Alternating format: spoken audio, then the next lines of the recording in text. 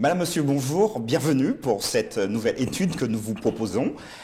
Nous continuons vraiment à approfondir ce livre d'Éphésiens, cette lettre que Paul a écrite à cette communauté. Aujourd'hui, Christ au cœur du grandiose plan de Dieu. Nous avons donc deux invités avec nous. Yoran, bonjour à toi et merci d'être là. Bonjour à tous. Merci. Et également Gabriel, bonjour et merci d'être là avec nous. Bonjour, voilà. Bonjour à tous. Voilà, écoutez, je vous invite à vous installer tranquillement et nous nous retrouvons juste après le jingle.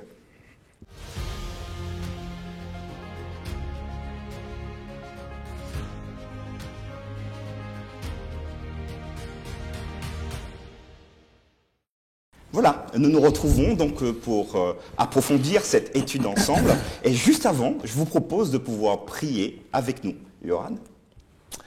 Notre Dieu, nous nous réjouissons d'ouvrir ensemble ta parole, Seigneur, et nous prions qu'elle nous instruise. C'est notre prière dans le nom de Jésus. Amen. Amen.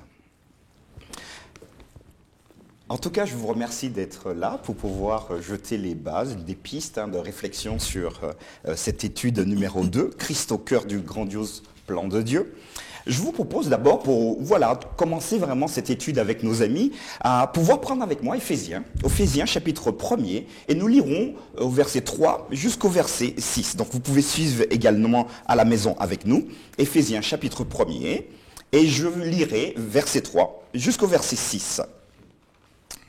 Si vous êtes prêts, j'y vais. Béni soit Dieu le Père de notre Seigneur, qui nous a bénis de toutes sortes de bénédictions spirituelles dans les lieux célestes en Christ. En lui, Dieu nous a élus avant la fondation du monde pour que nous soyons saints et irrépréhensibles devant lui, nous ayant prédestinés dans son amour à être ses enfants d'adoption par Jésus-Christ, selon le bon plaisir de sa volonté, à la louange de la gloire de sa grâce qu'il nous a accordée en son bien-aimé.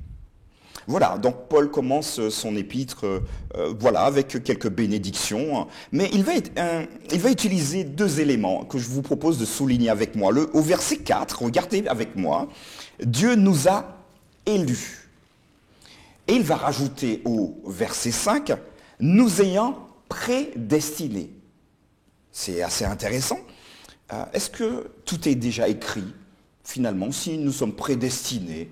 Est-ce que nous avons quelque chose de particulier à faire? Est-ce que finalement nous sommes simplement des pantins qui exécutons un plan divin déjà préconçu depuis très longtemps et puis finalement on n'a pas notre mot à dire? Puisque Paul semble nous dire que tout est prédestiné. C'est quoi la prédestination? Qui veut nous donner des éléments pour que nous puissions mieux comprendre ces paroles de Paul? Gabriel, Commençons avec le début. Il y a un plan, le plan de salut. Donc un plan que Dieu projette, conçoit et met en œuvre à travers sa bonté, son amour et notamment avec le sacrifice de Jésus. Donc dans ce plan, qui va rentrer? Qui a droit à ce plan? Il est pour tous. Ça, c'est le côté juridique. D'accord. C'est-à-dire qu'il n'y a pas d'exception ou il n'y a pas de catégorie qui ne pourrait pas bénéficier. Ça, c'est la première affirmation. Ensuite, qui vont réellement rentrer dans ce plan? Est-ce que tout le monde va rentrer dans ce plan? Et là, on voit tout au long de l'histoire de la Bible et plus tard des personnes qui sont contre Dieu. Est-ce que Dieu va les obliger de rentrer? Vous voyez, c'est du bon sens. Et donc, le plan est pour tous. Ouais. Après, qui va y accéder? Ça va être aussi ma responsabilité, mon rôle. Est-ce que je l'accepte, je ne l'accepte pas? Donc, le plan pour tous, l'application de ce plan en fonction du choix personnel, de la responsabilité personnelle. Encore un autre mot dans l'histoire, ça a été un débat très musclé tout au long de l'histoire. Déjà au 5e siècle, vous avez quelqu'un comme Augustin, et puis en face de lui, Pélage. Ils vont se battre sur la question de quelle est la place, le rôle du choix personnel. Et plus tard, ce débat va être repris au XVIIe siècle avec d'autres protagonistes, notamment aux Pays-Bas, où d'un côté, vous avez les calvinistes qui vont, les successeurs de Calvin, qui vont mettre l'accent sur la volonté absolue de l'autorité, la souveraineté de Dieu. Donc il n'y a plus de place pour la personne, d'où la notion de prédestiné, dans le sens littéral du terme. Et de l'autre côté en face, quelqu'un d'autre, qui s'appelle Jacobus Arminius, qui était en contact avec un des disciples de Calvin aussi, et qui dira, mais la personne a un rôle aussi, le libre arbitre. On peut continuer les exemples. Ouais. L'idée, c'est quel est l'équilibre entre ce que Dieu fait d'une façon générale et ma responsabilité à moi. Et il ne faut pas s'arrêter juste au mot prédestiné dans le sens réduit du terme, mais de voir ça dans le plan global de Dieu. Alors, Yohan, Oui, alors, je vais peut-être repréciser ma question, parce qu'il Oui. faut que nos amis puissent être au clair sur ça. Quand on parle de prédestination, donc finalement, pré, c'est quelque chose qui s'est passé avant. Destination, c'est un objectif. Voilà, donc c'est, j'ai envie de dire, les dés sont jetés. On a vraiment cette impression-là. Alors je vous pousse dans vos retranchements, hein, mais quand Paul dit, on a été élu dès avant la fondation du monde, mais qu'est-ce que ça veut dire? On est prédestiné, mais qu'est-ce que cela veut dire? Ok. Alors, on n'est pas dans nos retranchements. Hein. Je pense que on fait souvent, il y a souvent la confusion entre la préscience de Dieu ou l'omniscience de Dieu et la prédestination. Mais quand on regarde le verset 5, je pense que les mots qui sont utilisés ici devraient nous aider à comprendre le sens du texte, puisque dans ma traduction, j'ai destiné d'avance. Déjà. D'accord. Hein, ça évite de tomber dans l'écueil du mot prédestination. Et par Jésus-Christ à l'adoption filiale. Donc ça veut dire bien que, comme disait Gabriel tout à l'heure, ça veut dire bien qu'il y a un projet, qu'il y a une projection et que ce projet se réalise en fait au travers du Christ. D'accord. D'accord ? Donc ça veut dire que Dieu avait déjà avant même dans sa préscience, avant même que les êtres soient vivants, qu'ils existent, etc., il avait déjà prévu ce plan qui trouve sa réalisation dans le Christ. Okay. Mais ce plan appelle une réponse, Ok, d'accord. comme il disait tout à l'heure. Donc, à mon avis, l'enjeu du texte ici, c'est plutôt le désir de Dieu qui précède, qui prend les devants et qui met en place ce qu'il faut pour chaque être humain, pour qu'il puisse être sauvé au travers du Christ, parce que c'est le Christ qui permet à ce projet de se réaliser. D'accord. Il me semble que le texte ne parle pas de verrouillage. D'accord. Les dés sont jetés, hein, Voilà, comme j'ai utilisé tout à l'heure. Pour aller plus loin dans la pensée de Yohan, c'est effectivement, il précède, il prévoit, il met les bases du projet, etc. Mais il ne faut pas lire dans le sens qu'il choisit déjà les personnes. C'est ça, parce qu'on a vraiment l'impression qu'il a déjà Donc, tout choisi. Le plan, le projet, l'amour de Dieu est là. Il prédestine à la vie. Donc Dieu prédestine la vie. Dans ce sens-là, on peut parler d'une prédestination. On sait très bien que Dieu a projeté la vie. Et il y a quelque chose qui est clair. C'est pas en fonction de... Non, c'est clair, c'est prédestiné. En revanche, les personnes qui bénéficient, là, il y a un rôle. Sinon, on serait, malgré nous, participant à un projet que nous n'avons pas adopté. Et là, les dés sont jetés, justement, dans l'autre sens. Ça serait terrible. Je continue un peu à penser d'une manière cynique. Vous imaginez l'éternité, vivre un projet qu'on n'a jamais adopté. On n'a pas choisi. C'est pas, tout à fait. C'est pas le paradis, là. Okay. Voilà. Et comme je disais, le mot-clé ici, c'est donc au verset 5, c'est clairement par Jésus-Christ. Ça veut dire que le Christ, il meurt pour les péchés du monde. Hein, on ne va pas citer un genre. Il meurt pour les péchés du monde entier, non seulement les nôtres, mais pour ceux du monde entier. Oui. Le socle de ce projet, c'est le Christ. Après, chacun, comme tu as dit, chacun entre ou pas. Ouais. Parfait. Merci beaucoup en tout cas. Donc finalement, on peut peut-être synthétiser, si vous êtes d'accord avec moi, pour dire que la prédestination, c'est finalement mettre tout en place en amont. C'est ça. Voilà, exactement. mettre tout en place en amont C'est de manière à laisser le choix à tout chacun de pouvoir C'est rentrer dans le plan qui a été proposé C'est par ça, le c'est ça. Le Christ est mort pour vous alors que vous étiez encore pécheurs. N'est-ce pas? Romains chapitre 5, versets 5, 7, etc. Alors que nous étions encore pécheurs. D'accord. En tout cas, merci pour ces éléments. Moi, je vous propose de continuer cette étude avec un deuxième verset. Regardez avec moi le verset 13 d'Éphésiens, Éphésiens chapitre 1. Vous pouvez également suivre à la maison avec nous. Éphésiens chapitre 1er, verset 13. Et ici, il y a, me semble-t-il, un élément très intéressant. Je lis. En lui, vous aussi, après avoir entendu la parole de la vérité, l'évangile de votre salut, en lui, vous avez cru et vous avez été scellés du Saint-Esprit qui avait été promis. Ici, c'est un texte qui m'interpelle. Pourquoi ? D'ailleurs, Paul va confirmer un peu plus loin en Éphésiens 4, verset 30, que le scellement est finalement fait, il est transmis par le Saint-Esprit. Mais en clair, c'est quoi le scellement, les amis? Qu'est-ce que c'est le scellement? Qu'est-ce que c'est ça? Peut-être commencer par l'image elle-même, parce qu'aujourd'hui, ça ne nous parle plus. Hein.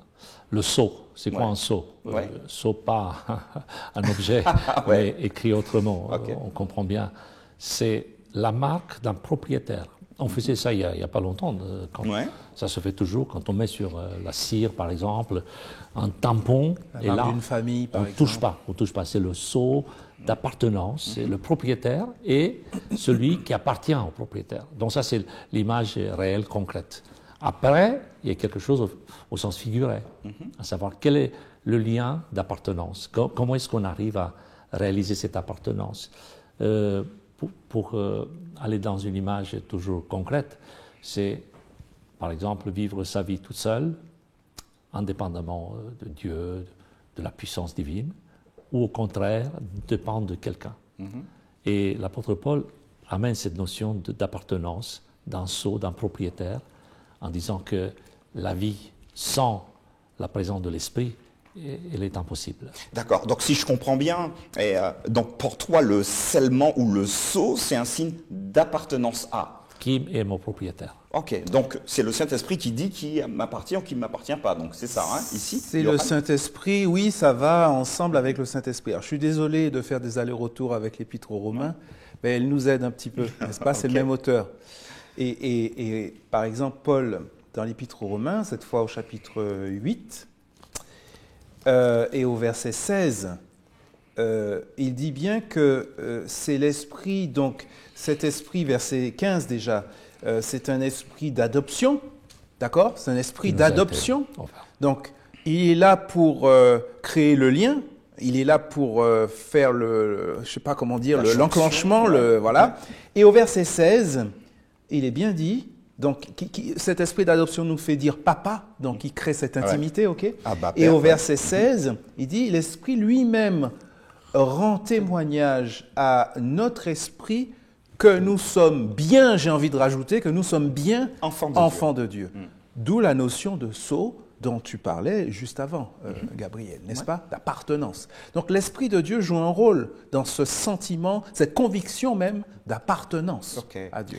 Peut-être un autre aspect lié à cette appartenance, c'est que il est important de concevoir la présence de l'Esprit à tout moment et non pas juste à des moments importants de notre vie.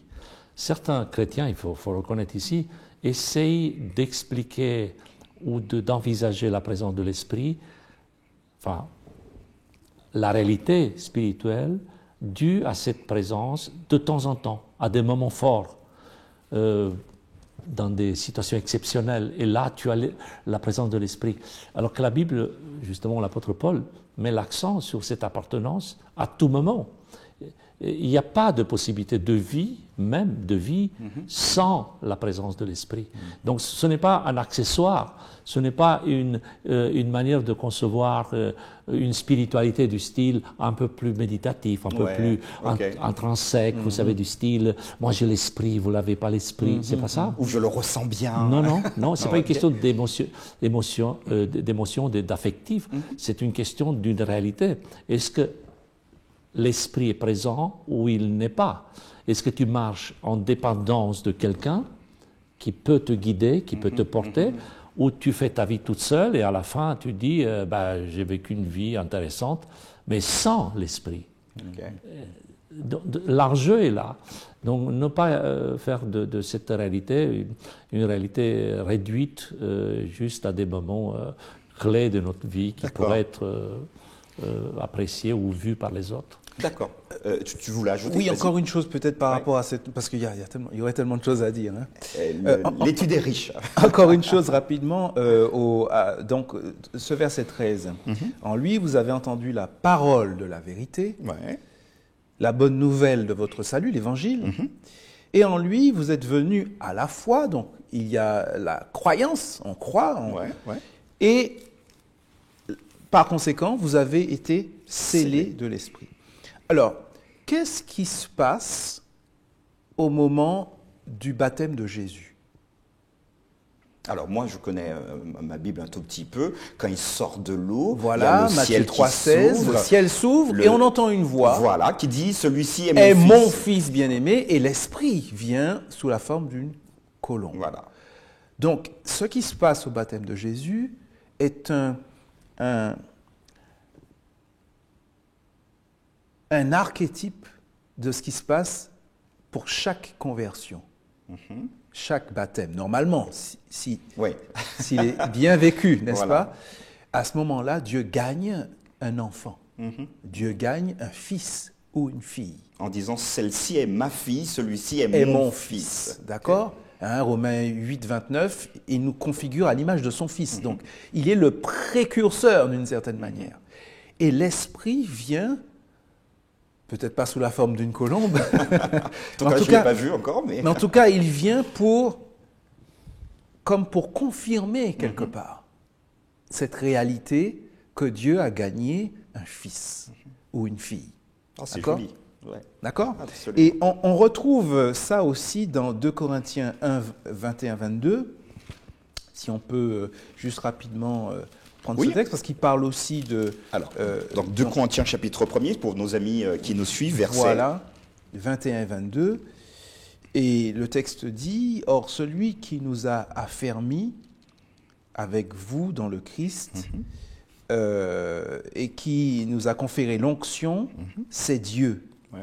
Il nous a aussi marqués de son sceau, et il a déposé dans notre cœur les arts de l'esprit. » On retrouve toujours la notion de sceau et toujours la notion d'esprit qui vient dans notre cœur. Voilà. Ok. Alors ça me permet de poser une question. Là, nous avons vu que dans Corinthiens, chapitre 1er, verset 22, le sceau est lié à l'esprit. Nous avons donc Éphésiens chapitre 1 verset 13, le scellement et l'esprit est encore ici. On voit encore dans Éphésiens chapitre 4 verset 30 que le sceau est mêlé avec l'esprit. Comment se fait-il que depuis tout petit, j'entends dans mon église, le sceau de Dieu, c'est le sabbat. D'où ça vient ? Puisque Paul n'en parle pas. Donc, comment vous pourrez peut-être expliquer à un jeune qui a peut-être entendu ça tout le temps, le sceau de Dieu, c'est le sabbat, le sceau de Dieu, c'est le sabbat, et il va faire cette étude avec nous, avec nos amis, et il se rend compte que, non mais Paul ne parle pas du sabbat, par contre Paul parle du Saint-Esprit qui scelle, qui est celui qui scelle, et voilà qui nous permet d'appartenir à Dieu. Mais les amis, comment s'en sortir cette fois-ci? Alors, Yoran, vas-y. Martial, j'apprécie que tu poses cette question.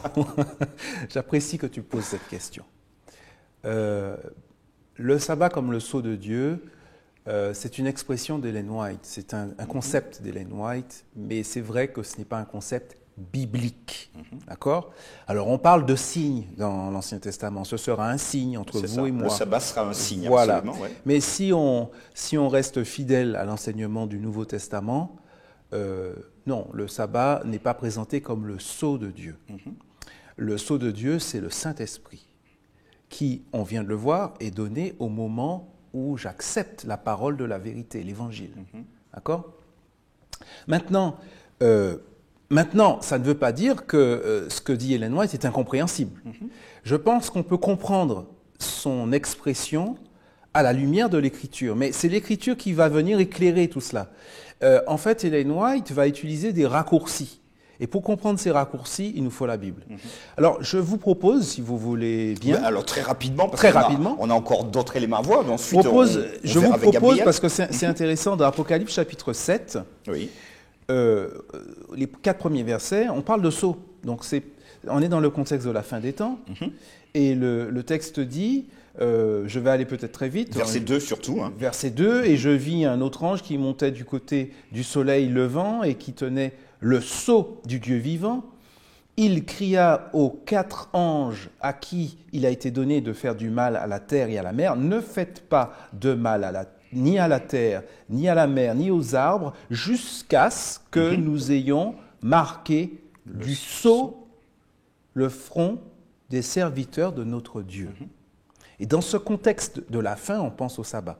Mais en réalité, on l'a vu, en réalité, il s'agit ici de Dieu qui se forme un peuple. Il s'agit des dernières décisions pour le salut. Absolument. Avant que le Christ revienne, n'est-ce pas? Donc il s'agit bien ici de prédication de l'Évangile et de décision pour la vie éternelle. Simplement, et là on en vient au raccourci d'Ellen White, dans le contexte de la fin, le sabbat deviendra un signe visible de cette appartenance au véritable peuple de Dieu. Ça ne veut pas dire qu'on est sauvé en observant le sabbat. Ça veut dire qu'il sera la face visible de l'iceberg, puisque au-delà de ce signe ostentatoire, on pourrait dire, il y aura en réalité de vrais disciples du Christ qui seront fidèles sur bien d'autres aspects. Ça va juste cristalliser, en fait, leur fidélité, leur appartenance au peuple de Dieu. Donc, c'est dans ce sens-là que je dis que c'est un raccourci. Merci beaucoup, Yoran. Gabriel. Pour prolonger la réflexion, effectivement, si en temps de crise, l'appartenance visible va être marquée par une obéissance au commandement de Dieu, y compris le 4e, qui est le sabbat, nous sommes invités à anticiper, à nous préparer pour ces temps de crise et ne pas laisser pour la fin, d'où l'encouragement de respecter les 10 commandements aujourd'hui. Bien sûr, il n'est pas question par l'obéissance d'obtenir le salut, ça on met de côté parce que je pense que c'est réglé, c'est compris, mais il ne faut pas minimiser l'importance de cette obéissance, même aujourd'hui, parce que ça nous permet effectivement de vivre cette appartenance. Et l'appartenance n'est pas donnée juste encore une fois, par des émotions, par un état de pensée, mais par une vie concrète qui, elle, consiste à obéir dans le sens biblique du terme. Okay. Et ce n'est pas seulement l'entrée dans l'alliance, mais le fait de rester, n'est-ce pas, dans l'alliance. Donc, l'entrée dans l'alliance, c'est par la foi, mais après, il faut demeurer dans l'alliance. Ok. Merci beaucoup, messieurs. Ma prochaine question aura pour centre une expression. Avez-vous probablement, parce que vous êtes tous les deux des pasteurs, et peut-être même utilisé cette expression, donc entendu et utilisé cette expression, Jésus paie le prix. Il a payé le prix à la croix pour moi. Et finalement, mettez-vous à la place d'un jeune de votre église, 12 ans, 14, 15 ans, et qui va vous poser cette question. Pasteur, dites-moi, quel prix Jésus a-t-il payé? Et d'ailleurs, qui fixe le prix? Et il paie le prix à qui? Que pourriez-vous répondre à un jeune qui vous pose cette question? Pour aller plus loin, il y a des penseurs qui ont dit que Jésus a fait un négoce, une tractation avec Satan. Ouais. Donc il a fait un deal. Ce n'est pas biblique. Il n'y a pas eu de tractation, il n'y a pas eu d'arrangement. L'expression vient de 2 réalités qui existaient au 1er siècle. La première réalité, c'est un monde du commerce. Tout le monde achète, tout le monde vend. Donc c'est facile à comprendre. Ouais. C'est de dire que des objets, des personnes même, ont une valeur. Mais la deuxième réalité, elle est beaucoup plus triste pour nous. Il y avait l'esclavage, des gens qui étaient vendus comme des objets. Donc quand on voit cette réalité-là, on comprend très bien la notion d'être libre, libéré, grâce à une intervention. C'est-à-dire que l'État que nous connaissons aujourd'hui et qui est valable au-delà du 1er siècle, il est valable pour nous, nous sommes des personnes dans une situation compliquée, difficile, et quelqu'un intervient. C'est ça le salut. Le salut, c'est les sapeurs-pompiers qui interviennent, qui sauvent quelqu'un qui est dans les flammes. C'est ça le salut. C'est une intervention externe qui ne dépend pas de moi, de ma générosité. Je fais une petite parenthèse. Même les plus gentils d'entre nous ont besoin d'être secourus. Ouais, okay. Et ça, c'est peut-être plus compliqué parfois. Ça, je vais faire la parenthèse. C'est parfois plus compliqué de sauver les gens gentils. Les pécheurs, ils sont ça là. Se voit, c'est évident. C'est clair. Seigneur, si tu n'interviens pas, je veux mourir. Pour aller plus loin, donc cette réalité, à savoir situation de catastrophe, situation difficile, compliquée, et une intervention divine externe qui ne tient pas compte de ma qualité, de mon parcours, mais qui dit je fais tout pour lui. C'est ça la rédemption, c'est ça le prix à payer. Non pas une personne, mais par rapport à une situation, et le prix égal avec le poids juridique du grief, à savoir la vie de Jésus. Ok, très bien. Johan? Moi, je dirais, je vais dans ce sens, mais je dirais aussi que le péché coûte cher. C'est-à-dire que dans Romains 6, 23, par exemple, on nous dit que le salaire du péché ou le prix du péché, c'est la mort. D'accord ? Et donc, ce prix doit être payé tout simplement parce qu'il n'y a pas de vie dans le péché. C'est Dieu. La vie se trouve en Dieu. Le péché, c'est un écart par rapport à la vie. Donc, ça coûte cher. Alors, si je devais prendre une image, tu as dit un jeune ou un... Oui, voilà, si je devais prendre une image... 15-16 ans, voilà. Bon, je vais prendre une image. Tu es sur la route, tu conduis, hein, tu roules, etc. Et c'est limité à 90, tu roules à 110. Ouais. D'accord ? D'accord, 20 au-dessus. OK. Donc, tu es en infraction. La sirène retentit. Le policier arrive, il te met sur le bas-côté. Vos papiers s'il vous plaît, etc. Et est-ce que vous êtes conscient que vous rouliez au-delà des limites ? Et là, tu es mal. Là, tu es pas bien parce que tu vas te prendre une prune. Et tu n'as pas forcément l'argent. Alors tu plaides, tu dis j'ai pas fait attention, j'ai pas vu, je suis, etc. Enfin, bref, ok, d'accord. Et le policier est ému par ton sort. Et qu'est-ce qu'il va faire parce qu'il veut faire quelque chose pour t'aider? Il ne va pas te dire de repartir, c'est pas ce que Dieu fait. Hein. Il va pas dire bon j'ai rien vu, allez-y circulez, ça c'est de la corruption, d'accord? Parce qu'il y a eu infraction. Non, il va dire écoutez, il y a eu infraction, je ne peux pas fermer les yeux dessus, ce serait injuste, je représente la loi. Je vais verbaliser l'infraction, mais c'est moi qui vais payer l'amende. Et vous pourrez repartir, quitte. C'est ce que Dieu fait. J'espère qu'on va trouver beaucoup de policiers comme ça. Hein. Non, ça c'est Dieu. Donc voilà peut-être une image oui, okay. du salut. Voilà peut-être une image du plan du salut, de ce que Dieu fait finalement. Ça marche. Ouais. Merci beaucoup en tout cas à tous les deux les amis. J'aimerais vraiment, mais vous avez maintenant 30 secondes chacun, pour pouvoir me dire ce que vous entendez, ce que nous entendons par une expression, le plan du salut. Alors imaginez-vous vraiment que vous voulez vulgariser cette expression pour quelqu'un qui ne connaît pas, peut-être nos amis. Qu'est-ce que c'est le plan du salut? Parce qu'on entend tout le temps le plan du salut, le plan du salut. Allez, 30 secondes, Gabriel, ensuite 30 secondes, Johan, et ensuite on terminera. Prévoir tous les détails à l'avance pour une destinée non pas juste terrestre mais éternelle, même dans des aspects qui ne sont pas envisagés par celui dont le bénéfice est tellement grand. Ok, c'est pas mal. Johan? Oula, je ne saurais pas faire quelque chose d'aussi construit. Je veux dire simplement, c'est tout simplement tout le dispositif que Dieu, dans son amour, met en place pour que l'homme, en réalité, n'ait et pas d'excuses pour ne pas être sauvé. Ça marche. Merci beaucoup à tous les deux. Chers amis, nous vous remercions également de nous avoir suivis pour cette étude. J'espère vraiment que ça vous a donné des éléments pour continuer la réflexion, approfondir également. N'hésitez pas à partager la vidéo avec vos amis, ceux qui sont susceptibles d'être intéressés également. Et puis, ça nous ferait plaisir également que vous vous abonniez. Portez-vous bien et nous vous donnons donc rendez-vous la prochaine fois pour une nouvelle étude. À bientôt. Merci messieurs.